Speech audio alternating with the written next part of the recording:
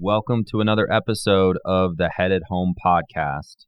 We are your hosts, Andrew and Jen. What's up, babe? We just survived a Halloween. We hosted a Halloween party yesterday, and to be fair, you wanted no part of this. And I had no part of this. This was your thing. I was very clear when you asked if we should have a party. So I told you, I said, I don't think we should have a party. It's a lot of work. So you decided. So we're hanging out with Tim Murray, by the way. Let's give him an intro. The man, the myth, the legend, Tim Murray. He has been places that many people have not been, including the tallest mountain on the planet.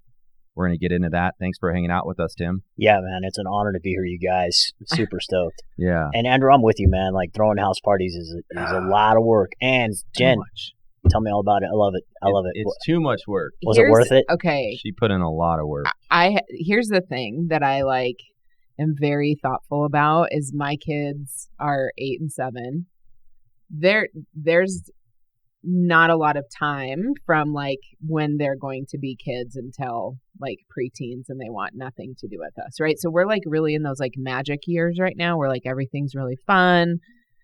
So anyway, it went great. It was fun. The kids had a blast, but I'm making all this stupid shit like peanut butter and jelly sandwiches that look like spiders and whatever. And I just see Andrew walk through the kitchen, just not saying a word. Mac and cheese. The mac and cheese. It was a cool. 2-hour party, and I was like, how many kids were there? 10. 11. 11. Yeah, 10 or 11. Whoa. Last year it was but 25. I was just saying, shit, do women? I mean, and not just. I'm sure guys put on parties too. I'm not a big party hoster, but if I was to put one on, I'd be like, all right, how many people are here? I'll do the math so that we don't have too much food. We'll have enough, obviously, but not too much. And I think for you, sometimes it's we're gonna feed the neighborhood. I'm right there with you. Yeah, I've thrown plenty of knows. big, huge house parties. Yeah. I mean, shit, I've got a whole shelf of Costco liquor from a birthday party a couple of years ago, 3 or 4 years ago, where I was just like, hell yeah, there's going to be 100 people at my house, and I've hired a bartender and a caterer, and I had $1,200 worth of liquor. I mean, it was going to be a fucking party. See, but you never know. Never know. It's better to have too much, right? Than not enough. I feel you gotta have. We got through the party. It's pretty rad to be able to take my leftover bottles of Espolòn, big ass 1.5 liter bottles of Espolòn, and be like, "Merry Christmas." That's amazing. Who should I give this? Yeah. I love that. So yeah, that was our weekend, nice. But it was. I'm certainly happy to be on the other side of it. Cool. Yeah. But it is a Monday morning, yes. And we actually saw you. I've seen a few of your videos on YouTube. We saw an event that you were a part of and that you put on last week, where you got in front of a lot of people, and you did this quick. I think you called it a mindset moment, and I know we were standing up for that. And I know my listeners. By the way, just a disclaimer, we're going to do a little mindset moment. I'm going to ask Tim to guide us. If you're driving, don't do this. Don't do this shit in your car. We have to give that disclaimer. We don't want to be held accountable, but we do want to get our heads in a good spot here this morning. So, Tim, how do you feel about that? Can you give us a little mindset moment to start? Yeah, for sure. I'd be honored to. I'd be honored to say, so this is something that in all the classes that I teach and all the stuff that I do, everybody wants to know, what do you do? What are your habits? And I'm like, this is one of them. This is a daily habit. It's probably many times throughout the day I do what I'm going to lead all you guys on right now. And it's grounding. It's yoga, it's meditation, and it's grounding. And I think that as a culture, we're just go, go, go, go, go. Mm-hmm. And everybody asks, how do you get more successful? And it's you stop and you slow down and you acknowledge the now, and you be present.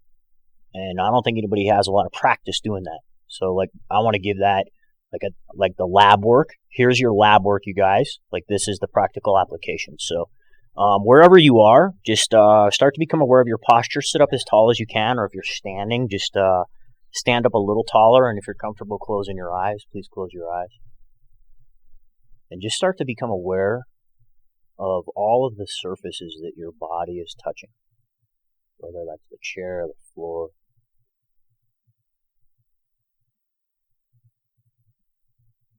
And then become aware of the air touching your skin.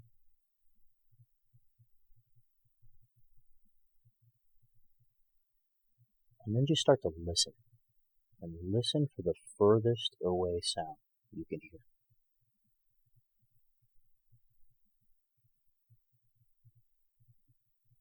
And then just start to bring your sense of hearing, listening, closer into your personal space, into the room that you're in. What can you hear in the space that you're in?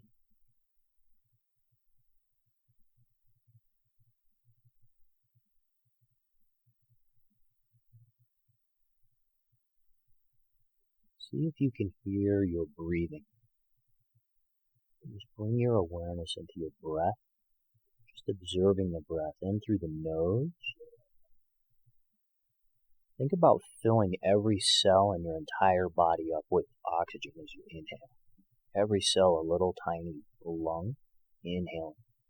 Inhale into the tips of your toes. Exhale, feel the body soften. Grounding into the surfaces you're touching. Just breathe into the ground below you.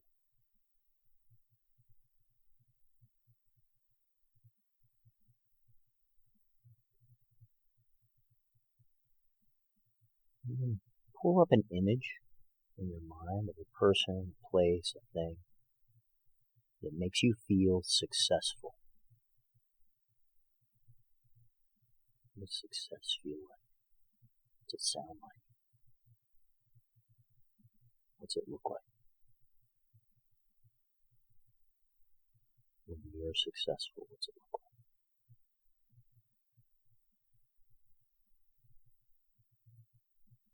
Then we're going to pull up an image of a person, a place, or a thing that represents abundance. When you feel abundance, what's that look like?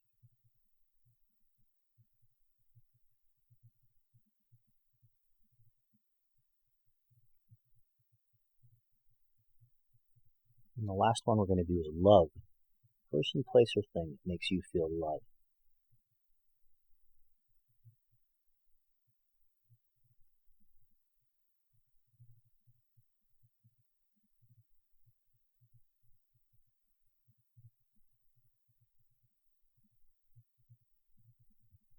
Success, abundance, and love.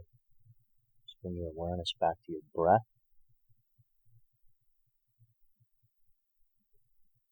And just acknowledge yourself for being present, being here, being in this moment. And then tell yourself or the person next to you that you are a total fucking badass. Yeah. Go ahead. You are a total fucking badass, babe. Thanks, babe. Should I say it felt back? it. I felt it back. Man, that's super cool. That's a nice little. It was interesting doing it last week and then this week. And I was in a different place today, and I also, just from like a observational standpoint, because I do this in the morning. I'm not as good at doing it throughout my day. So this was interesting, like taking a moment when I would say like I'm probably more stressed than right when I wake up, and like how helpful that is in that moment to do that. So it's interesting. Now, thanks for leading that, man. Yeah, that was super cool. For sure. Cool. Definitely that really made me want to go back to Costa Rica, because that's what I kept thinking about during that. So, well, I want to talk about Everest. I don't want to waste too much time. I want to hear about your. Talk about Costa Rica too. Let's go, man. No, we gotta. Yeah. I want to hear about your relationship with Everest. When did it start? Ooh, when I was 16 years old. Yeah. So I was. I was fortunate enough to do a Colorado outward bound school in high school for a month. I came out here. I was in high school. I was in Northern Virginia. And I came out to Colorado, stayed with my grandparents here in Denver, and spent 28 days doing Colorado outward bound school. And we spent a lot of time up in the Gore Range, which is a bunch of realtors here, Summit County people. It's just on the north edge of Wilderness. If you walk up that range like you're going towards Rabbit Ears Pass, Yeah, we spent a month basically walking up that entire range and then turning around and coming back in a week. And I was 16, and I fell in love with the mountains. I fell in love with the challenge. I fell in love with just being completely embedded with Mother Nature and being completely in tune with just everything, circadian rhythm, weather, distinguishing the sounds of bugs, and just being like, wow, this is not quite survival, but pretty damn close. And I love it. And like being pushed up high in the mountains was a badass thing. So, at 16, I was pretty impressionable. I think most teenagers are. And I immediately came home and I think my personality lends itself to just to go big or go home. And I immediately was like, Everest, it's the biggest fucking mountain on the planet. I'm doing it. At 16. At 16. And so I was also super fortunate that year in high school. I had an elective psychology class, and we did this timeline exercise where the instructor asked us to map out our entire lives and put it on a timeline. Interesting. And it was fascinating, right? Because all of us, of course, were like, well, duh, like, here, I've got 16 years, I'll tell you about them. And he was like, no. Like, write a date on there where you're going to die and fill in the whole thing. And I was like, oh, shit, okay, cool exercise. So right away when I was 16, I distinguished like, oh, man, if I have these huge goals like Everest that require my physical well-being, I've got to prioritize those. And I've got to get after doing some hard shit while my body's able. And I had other big goals too, like get a PhD. And right then when I was 16, I was like, oh, well, shit, man. I know Stephen Hawkins. I can get a PhD in a wheelchair. I don't need my body for that. So then I went through college. I raced professionally. I did a whole bunch of high-end athletic stuff for a long, long time. And I always knew in the back of my mind that I was going to Everest. And I always knew that there was just going to be decades worth of preparation and experiences to get me ready for Everest. And last year, you went. I did. Yeah. So last year, I finally found myself on Everest, and I'd done the Everest Base Camp trek, a couple 20 years ago. I'd spent some time in the Himalayas. I felt really comfortable over there until I walked into base camp. And at 17,300 feet, when all the tourists go away and only the climbers are there, and it's a much more significant area, just heavier energy. Yeah. Like very significant to know like you're in a place where people die every single day. And the possibility of the reality of Mother Earth just being a dog and us being fleas, and that she can shake us off and just kill us whenever she wants is very eminent there, and it doesn't go away. It's 24 hours a day. It's like in your face, like right there. You're going to sleep every night, listen to avalanches rumbling around the canyons around you. You're at 17,000 feet. Most people have never even been that high in their lives, and that's your home for a month, 5 weeks. Well, and they'll spend time at base camp until they see an opportunity to climb, like until the weather opens up to where it's nice enough.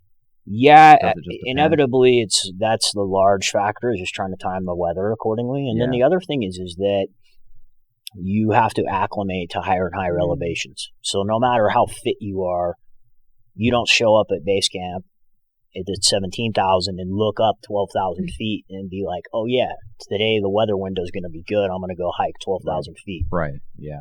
So we only adapt as humans. We can only adapt to about 3,000 feet at a time. So you climb these big mountains multiple times. Just in your attempt to get to the summit, you have to. So you go, it's like a yo-yo. So you leave base camp and you go up to Camp 1 and you spend the night at, 19,500 feet. And then you come back down. And then you recover and you hang out for 4 or 5 days. So it's almost like you go up, to get your body used to that, come back down, then go up a little bit more, right? Is 100%. That okay? That's exactly what it is. It's an adaptational schedule that has 3 parts. So you go up from 17.3 to 19.5 and come back down and rest at 17.3. Okay. Then on the next time you go, that's Camp 1, and then you go up to Camp 2 at 21.5. and you spend a few days there, and you do some day hikes from 21.5, and like you go up to from Camp 2 to Camp 3, you go and touch Camp 3, no oxygen, up to 23.5, come back down to 21.5 and sleep, and then go back down to base camp and chill out for a week. Then you wait for the weather, because on the third one it's all the way to the top. So on the third one you leave base camp at 17.3 and go straight to Camp 2, spend the night at 21.5, start walking the next morning, start cruising up to Camp 3, put on oxygen somewhere up there, spend, I don't know, whatever, try to spend the night at Camp 3, just kind of gnarly, and then you go up the rest of the Lhotse face to Camp 4, spend a few hours there, and then summit, and then come back down. So my trip ended at Camp 4.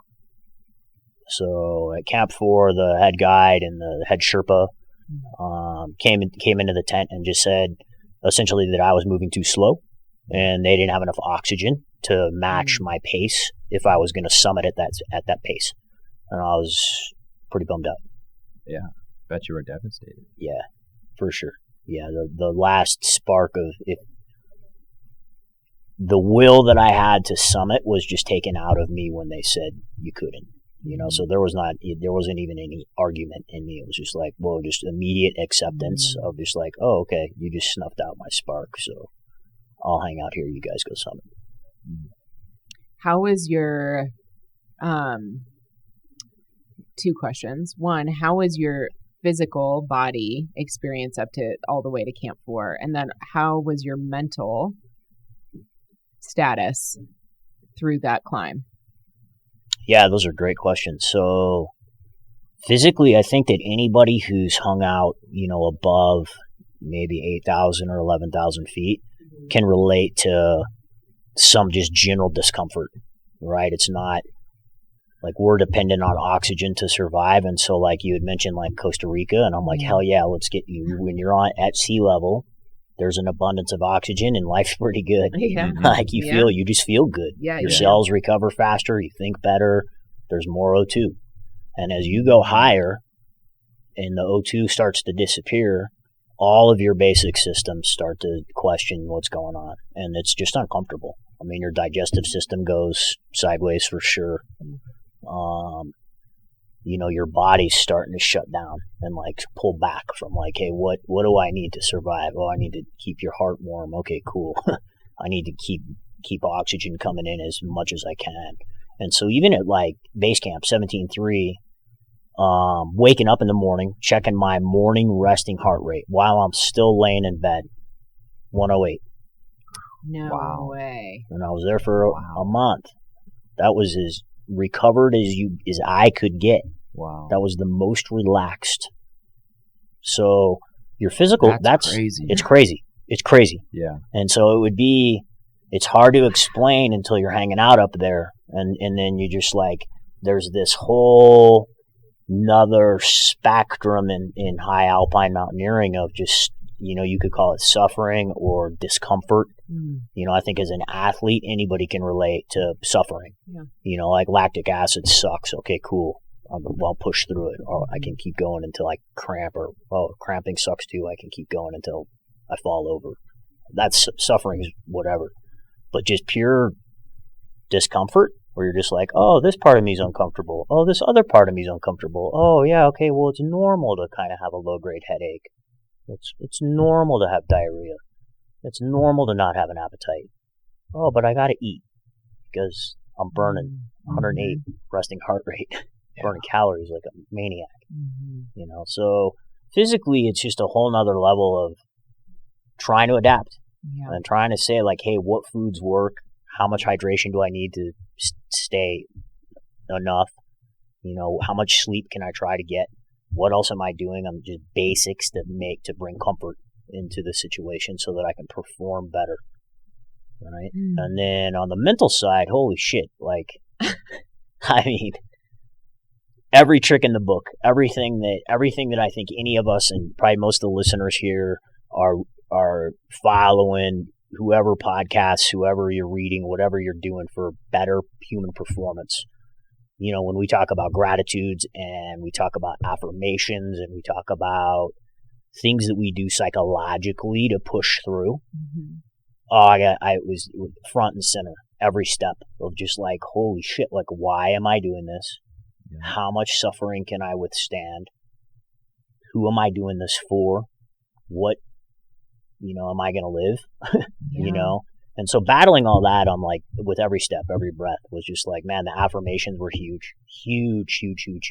Just being able to, kind of like in our grounding meditation we did this morning, it just turns into one long walking meditation where you're focused on your breathing. Yeah. You have to be focused on your breathing. I feel like what you went through, and you said digging into your bag or into your toolbox of all of those things, the affirmations, all of those lessons that we've learned over time. Going through that situation, though, put a microscope on that, right? Where in our day-to-day lives, like, we might not be, like, we are pushed in sales or in health or Mm-hmm. family, business, whatever, but you were being pushed physically, mentally, psychologically every single day. So it just really probably sharpened the need for all of those skills. 100%. Yeah. Yeah, for sure. It's unavoidable. Like, you're very much in your head. I mean, I was aware of my latent anxiety just around being in base camp, and the latent anxiety around, like, man, I've spent years of my life training for this, physically and mentally, and there was a huge faith component of, again, like, decades of praying to the mountains and asking for, safety, Yeah. and like trying to remain humble in the presence of something that can just snatch your life whenever it wants. One thing that I was thinking about as you were saying this, and I have obviously never climbed Mount Everest, but I remember, 7 years ago when we were in a really difficult time with my health.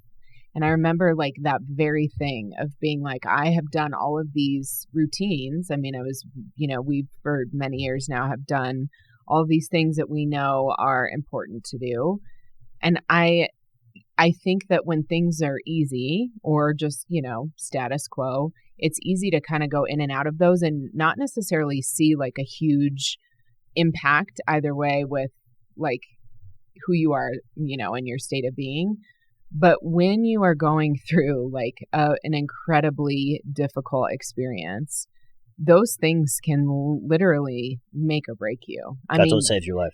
It does. Yep. And I remember like many months of being like bedbound and being like, how am I going to get through? It's not even the next day. It's like, how am I going to get through the next freaking 10 seconds where I feel so terrible? Yep. And, so all that to say, I'm very intentional now of like doing those habits because I want those like embedded in who I am for when the next difficult thing comes along, and it's freaking going to. You know? Amen. Mm-hmm. Yeah, I think that we're just at a place in our culture and our society, right, where we're healthy and we're comfortable, and so we forego a lot of we take for granted all the basic stuff. And it's like, we just did this last week, the event we were all at, right, the Back to Basics boot camp. Yeah. And I just think about stripping it down to the most fundamental shit. Like, you have to become aware of your breathing. You have to become, just like you brush your teeth a couple times a day, you need to check in and be grounded like a couple times an hour. Mm-hmm. We need to be tapping back into all those super basic brainstem mechanisms that remind us that we're still animals, and that we got to breathe to survive, and we've got to be alert to survive, and that we've got to practice healthy habits to be an optimal operating machine, operating system. I mean, our bodies and our minds are the most complex machinery on the planet. God created us. We're special. Mm-hmm.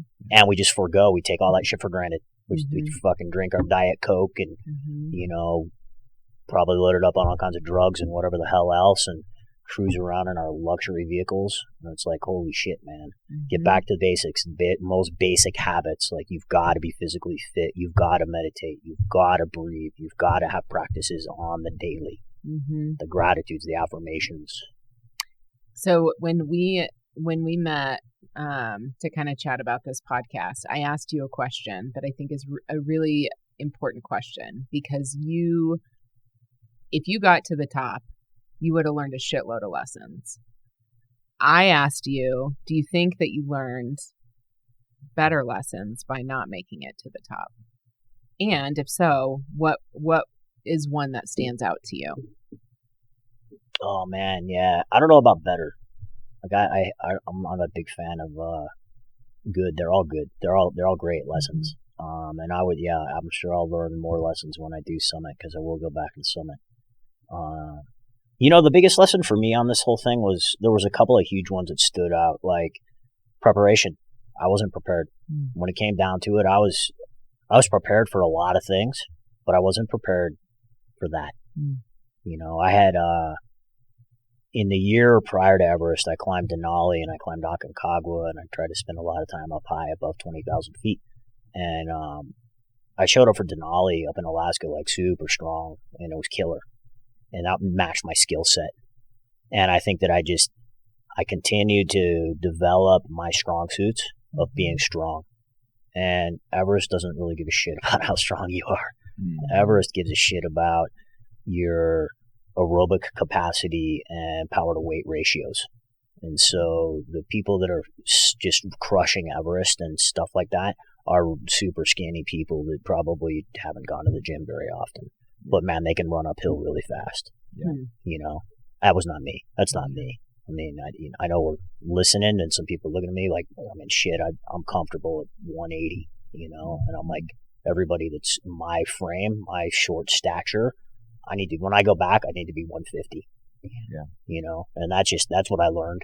And like the numbers and the prep that go into like exactly the workload. And I think this is applicable to business, right? Is like know your numbers, right? Like I had this goal, like I knew I had this vision and I knew what my whys were. And I'm like, I'm going to climb Mount Everest, and it's 29,000 feet, right? And it's just like setting some huge business goal. I'm going to make $1 million, or I'm going to be 9 figures, billionaire, whatever, whatever it is, no matter how big it is. Don't be afraid to do it. But man, know your numbers and know your timeline and know your daily strategy. So like now I know, like, holy shit, man, I need to be able to climb 3,000 vertical feet a day, above 20,000 feet for 4 days in a row, and then walk all the way back down and celebrate that. And then it's a 5 or 6 day mission where you're doing 3,000 vertical feet a day. You're not sleeping really well. You're not eating very much. You're trying to feel good about it. And that, I didn't get into the nitty gritty. So I got into the big picture. Like, oh yeah, I know how to climb. I know how to go uphill fast. I know how to carry big loads uphill. I'm good at all that for sure. But I didn't get into the super nitty gritty. And now I know, like, oh yeah, cool. Like right now, my goal right now is to do 3,000 vertical feet a week. Right? And pretty soon, over the next 3 years, because I'm going to go back in 27, it's my goal. Like, I'll be comfortable doing 12,000 vertical feet, 3,000 a day for 4 or 5 days in a row. I'll probably step that up and come in above that. Be like, oh yeah, I can do 5,000 vertical feet a day. And we're just talking about doing a shitload of work. Yeah. Like, to in the real world, to cover 3,000 vertical feet, it takes something. I mean, that's climbing a 14er every day for 4 days in a row, right? But starting below 10,000 feet. Yeah. What I like about what you said though is like you have to like backwards design stuff, and I think a lot of times people miss that part where like you can have all these great goals, but you have to get into like the minute details of like, what does that habit look like on a daily basis? What am I eating? How am I sleeping? When am I going to do that? And I think a lot of times the reason, especially like New Year's, right? New Year's resolutions, people have these like, you think about what you want to do on a whim, but you don't ever have these like very intentional steps laid out of like, this is my goal, and now I'm going to backwards design the shit out of my schedule of how I'm going to get to that goal. Right. And that, I mean, I feel like that's kind of where the magic is, because you can do something that's a small chunk every day and people are like, why are you doing that? Right. But if you do it consistently over time, that's where like, amen. Consistency. That's where you're successful at it. Yeah, being disciplined, like consistent discipline, is what makes all the difference in the world. Mm-hmm. That's what it is. And so whether it's physical or mental or whatever your goals are, you got to be able to break them down into those chunks. Mm-hmm. You know, if I'm gonna make this amount of money, it's coming from this many phone calls. We'll win every fucking day. You know. Yeah. So, what are some of your daily disciplines? Oh gosh. And it can be for physical or habits. You know, like what sort of habits would you recommend? I know we've mentioned a few of them, but like someone who's trying to succeed in business in a challenging market, 10 calls a day maybe is a good example, you know, something like that. You know what? Yeah. So I think there's a ton of business success coaching out there, and I love that. I've coached a lot of that. So I appreciate the question, Andrew. And sleep. Get your sleep squared away, man. Like, so just like in these, when we talk about the rotations on the mountain, it's the 4, 5, 6 days we would spend back at base camp recovering and assimilating and collecting the knowledge of that experience. Like what kept me alive, what made me feel good, what didn't make me feel good, and assimilating and learning and adapting from the big push we had just done. But the juice comes when you're recovering. Right. And I think that, again, I've mentioned that we're the most complex machine on the planet. Right. And we have a society and a culture that says, do more, go, blah, blah, blah. And we forgot about the processing. And so when people want to be optimal, but then they tell me that, you know, they're up drinking and doing drugs and watching Netflix and doing whatever until the middle of the night. And I'm like, you clean up your circadian rhythm first, then your brain's going to work better. Then you can address nutrition, and then you can address fitness, and you can address, you know, a whole lot of other habits like when do I meditate? How do I meditate? When do I do yoga? How do I do yoga? How do I move with mindfulness throughout my day? How do I set up my call list that's, you know, that keeps me stoked to call people? You know, just being aware of all those. So a lot of daily habits for me. Everything I just mentioned is a daily habit for me. Yeah. You know, but it's taken decades to practice. It takes practice. It takes practice. And like you said, consistent discipline. You mentioned yoga in there too. What role has yoga meditation played in your life? You know, it's funny. I think it's everything. Like I started, I was super fortunate when I was a kid. I grew up in a household where my mom just did yoga every day. And she, even since I was an infant, like encouraged me to be on the mat with her. And there was obviously like when I was a child, there was a lot of pushback of like, that's not cool. That's not for boys. It's not whatever. It's not for me. And then as I got into high school and my athletic injuries started to amass, I was like, oh, yoga with mom. She's still doing it every morning. And I started joining her when I was like 14 years old. I started joining her on the mat, and it just made a world of difference in my athletic performance and just who I was, being able to compete at the levels that I was competing at. And at the same time, my parents introduced me to transcendental meditation when I was 15. I got trained on TM and meditated 2 times a day, 20 minutes a day for 20 plus years, starting when I was 15 years old. And so, you know, when I think like now, you know, when people talk about visualization or mindfulness and all that, and it's like, holy crap, man, I learned that stuff in the 80s. You know, and I've been practicing it every day. Yeah, when it wasn't the popular thing to talk about like it is now. Yeah. Did you notice when you were doing the TM and yoga, like in high school, and you said it helped in sports, like how did that help? Like what did you then accomplish after starting to do that? Oh, crap. I was a nationally ranked gymnast. You know, I came out of high school number 3 in the state of Virginia. I had full ride scholarships to some of the biggest schools ever.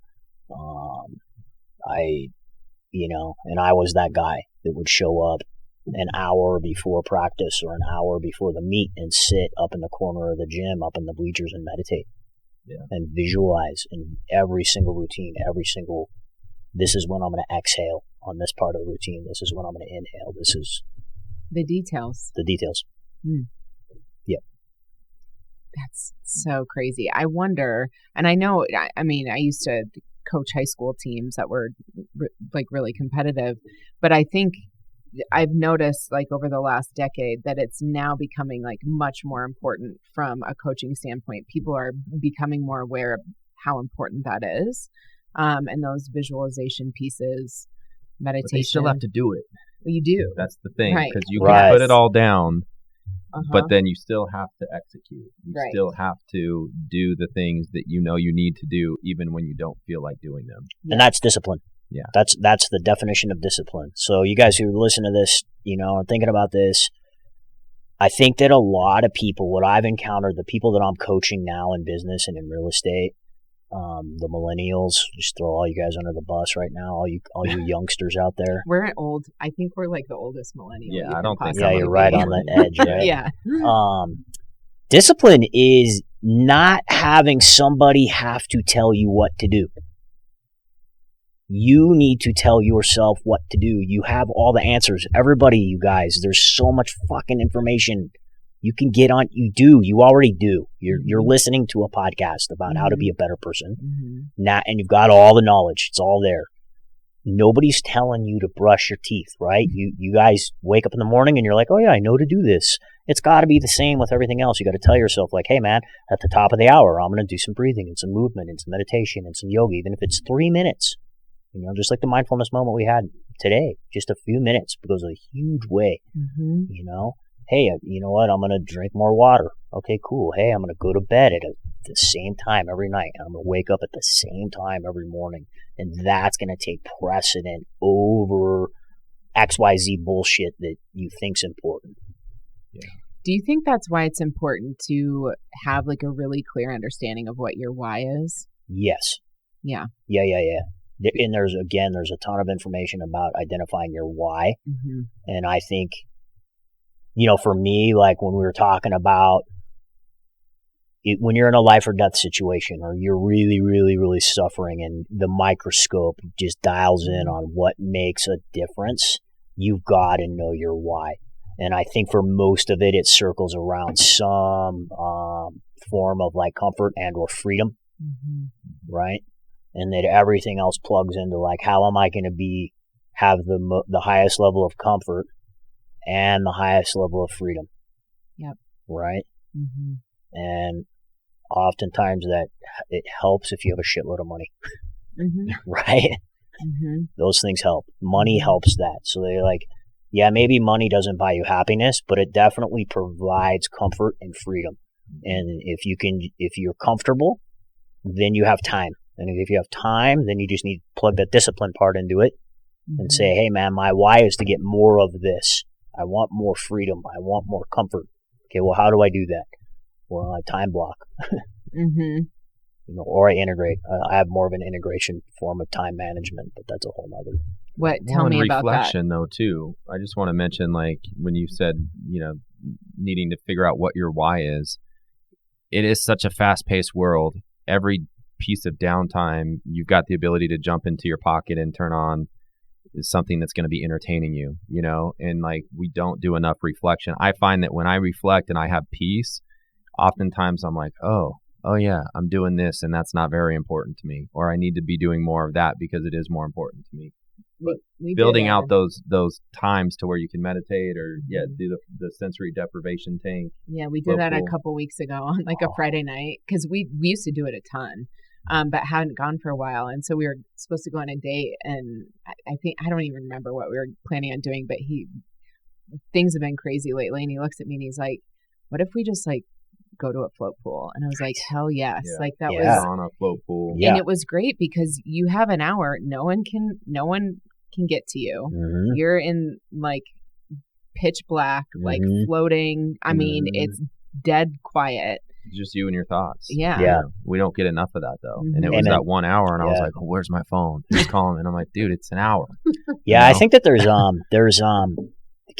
in time integration and stuff like that and how you do your habits and what's important. I think there's Ferris and all these performance hacker guys are talking a lot about like breaking your day into 3 8-hour sections, right? I think you've heard of this. Yeah.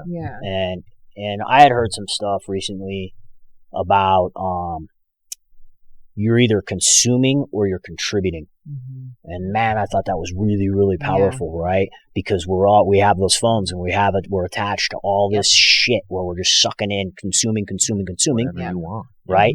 And that's neat, right? It feels good to be stimulated by new information. And holy crap, take a minute and reflect on how much better you feel when you contribute. When you teach somebody something, or if you think about anything creative, like this process that we're recording right now is creative. And I think about coloring or drawing or singing or dancing or expressive movement, and you're contributing, that's usually where you feel better, for sure. I think everybody can relate to that.